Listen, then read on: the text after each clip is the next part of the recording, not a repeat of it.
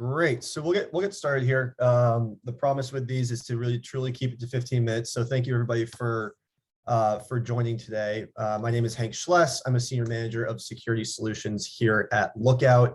And the goal with these, if you haven't joined one already, is to take everyone through like no frills, why one of our customers is finding Lookout so effective, what challenges are they solving, and hopefully it's helpful to you guys because I think personally there's a lot there, and you kind of have to like dig through a lot to figure out, okay, what was the actual use here? Like, does this actually apply to me? Like, is this something that I can actually find value in from a practitioner standpoint, or if you're kind of in more of that exec suite, like something that I think could, is going to sort of really help the business. And I'm not talking about like the solution itself, but rather the use cases involved and, the challenges that are being faced, understanding that those challenges are being faced by other folks and seeing how they approach them really is how I'm going to look at. So I'm on the clock. We got 11 minutes left. I don't want to take away from anyone else's, well, it's lunchtime for me, so I don't want to take away from that. So we will get rolling here. So today we're going to be focusing on healthcare, securing healthcare data in the cloud. I'm sorry for the boring title, but my creative juices were not flowing last night very well. So let's get into it. So the profile of this customer, it's a large university hospital out in the West Coast. They are consistently named as one of the top 10 hospitals in the United States, both for the healthcare they provide, but also for the research they do. So that kind of plays into things interestingly. They've got over 40,000 employees, and we're that was their goal, right? They wanted to secure each of those employees access to cloud infrastructure. And another important thing here is that being both obviously a healthcare provider, a hospital system, and a university research hospital, they have basically a remote workforce all over the world. Our main point of contact there is their associate director of IT enterprise apps, and he was mentioning they have people all over. He mentioned Uganda and Thailand and Vietnam and all these places where data will be accessed, data will likely be saved down to local devices. We'll get into that later, but that's sort of an interesting twist on things. So they've got a ton of data. So this is a big thing for them. Their existing environment, basically they started to move from on-prem to cloud back in 2013 with Box. And when they did that, they really were just trying to figure out, okay, how can we sort of keep up with the 9 years ago now, which is crazy, with this transformation to the cloud that's happening across the board. So they went through that, all good. Then they actually, when the pandemic hit, literally had to implement Microsoft Office 365 essentially overnight, right? Everyone kind of hit that panic button and realized that they needed a way to make sure that everybody could collaborate, everybody could access data, do all this stuff remotely.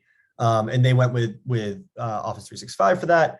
And then the third thing, which is interesting, is I think this is the case for a lot of folks, at least in really the healthcare and financial services that I speak to, really is they have a lot of on-prem infrastructure already, right? People that have been around for a long time.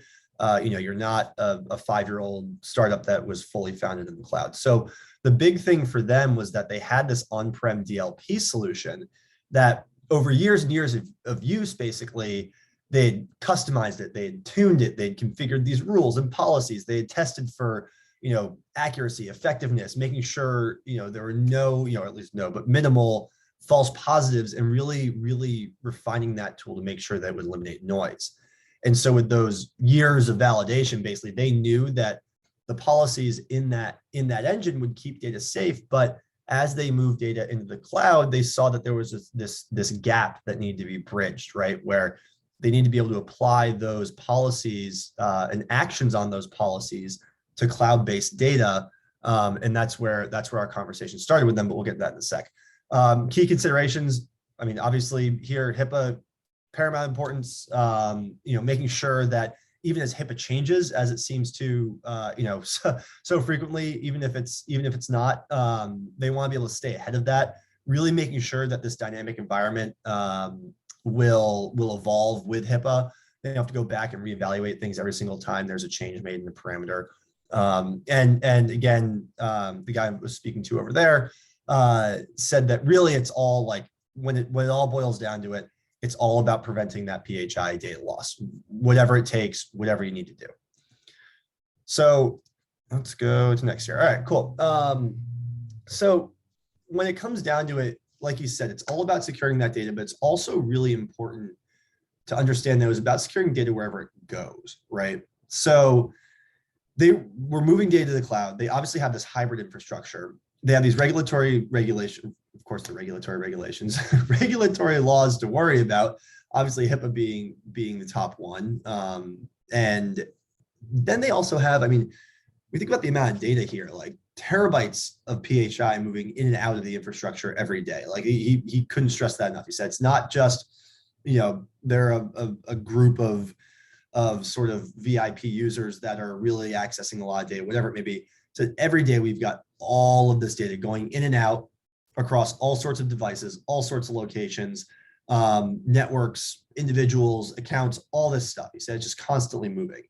So really when it comes to that, to those key needs, one of the really, really important things within HIPAA is that it requires you to have control over data, or at least ensure that that data will be encrypted, even after it leaves your control, right? So even after it leaves your infrastructure, it's not like the liability goes away. And I'm probably saying things that you all who are in the healthcare space already know, but I think it's just really important to stress that, because when you look at this type of use case, so I mentioned before, these guys have researchers all over the world, in parts of the world where honestly the internet may not be accessible. You can't just log in, to SharePoint or whatever it is, or OneDrive and grab your files, right? You really need to make sure that that encryption is going to, when the data leaves the infrastructure, it gets encrypted, and also ensure that that encryption will remain even after it goes 2, 3, 4, 5 hops, whatever it may be, beyond where it originally lived. So that's really, when it comes to kind of that HIPAA safe harbor, that is so critically important. And if I had to guess, I don't know off the top of my head, but if I had to guess, things like PCI also require that. You got to imagine that's pretty uniform across the board. And then again, I know I mentioned this on-prem DLP a couple of times here, but that was so critical for them. They put so much, they'd invested so much time, honestly, money, working hours, all this, to making sure that that engine was so finely tuned. They didn't want to basically lose that investment, right? So when it came to implementing Lookout, there were a couple key things here that when they looked at our cloud access security broker, our CASB solution, were really important. So when you talk about bridging that gap, that was really the core of it, right? So when my contact there was saying it's all about protecting PHI data no matter what, this is really a critical part of that, because for him, he as a person could see the data in the cloud and the data that was being evaluated by the on-prem solution, but the tools, there was nothing in place for those two things to really talk to each other, at least effectively, and really apply protective actions on that data. So whether it's encrypting it with EDRM, Enterprise Digital Rights Management, applying masking policies, redacting information, being able to identify both the context of how that data is being shared and the content within it was so important. So again, being able to take all of those policies that they'd spent so many years really refining and making sure that action could be taken on them in the cloud. That was really the big thing with Lookout, right? Because when it comes down to it, it's all, at least most of that data will be in the cloud at some point. Eventually we'll all get there. There will obviously be nuances where some people keep things on-prem for whatever reason, compliance, whatever it may be. But the fact is that's where it's all going. So bridging that gap, not losing that investment in the on-prem DLP, and then also, feeling confident that as they extend their cloud usage, because when they had to implement Office 365 overnight, they basically they were able to take the policies they'd applied to Box and just push those right out to Office, right? So within our console, they literally just like check another box and hit apply, and at least at a high level, they knew that data was protected and would remain compliant. The last bit here, looking at user and entity behavior analytics, or UEBA, that's really, you want to make sure you can identify the anomalous user behavior that can be indicative of compromised devices, compromised accounts, especially in a time when phishing really is sort of I would say probably the primary way that people are getting into the infrastructure, at least for that kind of initial access when you think about that kill chain. So you want to make sure that you can identify if there's anomalous behavior. And again, for these folks, it was really thinking about, all right, I got people all over the world. How can I make sure that none of that is malicious? So then finally, just some key takeaways here. Promise to keep it to 15 minutes. I'm giving myself an extra like 2 minutes because my last meeting ran over. But here's the thing. So when it comes to digital transformation, when it comes to migrating from on-prem to cloud, there are obviously some parts of this that are way harder to rip out than others. And a DLP engine is usually, at least what I've found, is usually one of those things, right? To the point about being so finely tuned over all these years.